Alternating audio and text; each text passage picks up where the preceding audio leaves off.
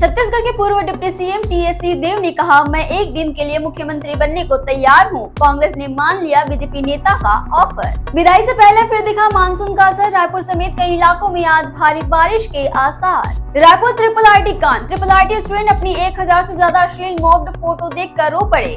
रहीम ने एआई से लड़के और लड़कियों की तस्वीर बनाई और कहा, मैंने ये सब प्लेजर के लिए किया। हिस्ट्री शीटर बोले, पुलिस हमारी बाप है। बिलासपुर में लंगड़ा कर चलते दिखे।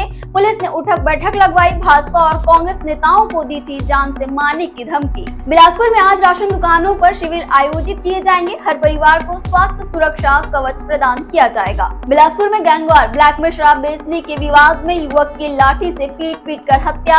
120 रुपए की शराब 250 रुपए में बेचने को लेकर हुआ था झगड़ा। कुंडा गांव में 5वीं की छात्रा ने लगाई फांसी। गर्ल्स हॉस्टल के कमरे में टाई के फंदे से लटकी मिली बच्चे की लाश। दुर्ग में त्योहारी सीजन में ट्रैफिक पुलिस ने नियम तोड़ने वालों पर कार्रवाई करते हुए 305 वाहन चालकों से 97,000 जुर्माना वसूला और अवैध पार्किंग पर भी कार्रवाई की। बढ़ती घटनाओं के बाद रेलवे ने जारी की एडवाइजरी। दिवाली के लिए ट्रेनें पैक। कीमती सामान हो रहे चोरी।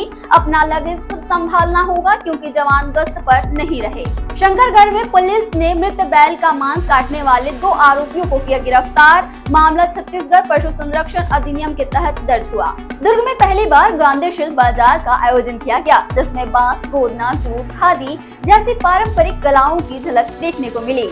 दुर्ग में मोबाइल दुकान से 14 मोबाइल चोरी। पकड़े जाने के डर से 10 फोन शिवनाथ नदी में फेंके। नाबालिग समेत 3 गिरफ्तार। छत्तीसगढ़ के स्वास्थ्य मंत्री श्याम बिहारी जायसवाल के निज सचिव राजेंद्र दास के पत्नी का जन्मदिन सड़क पर मनाने पर एफआईआर दर्ज। मंत्री बोले, कानून सबके लिए बराबर, पीए हो या कोई और। बिलासपुर में लव जिहाद। युवती को प्यार में फंसाकर किया रेप। 40 अश्लील फोटो वीडियो बनाकर करता रहा ब्लैकमेल। कोरबा में रेलवे ट्रैक पर मिला टीचर का शव। सिर धड़ से अलग। 2 साल पहले परिवार के साथ आए थे केरल। छत्तीसगढ़ से जुड़े टॉप अपडेट्स के लिए आप देखते रहें वयम छत्तीसगढ़।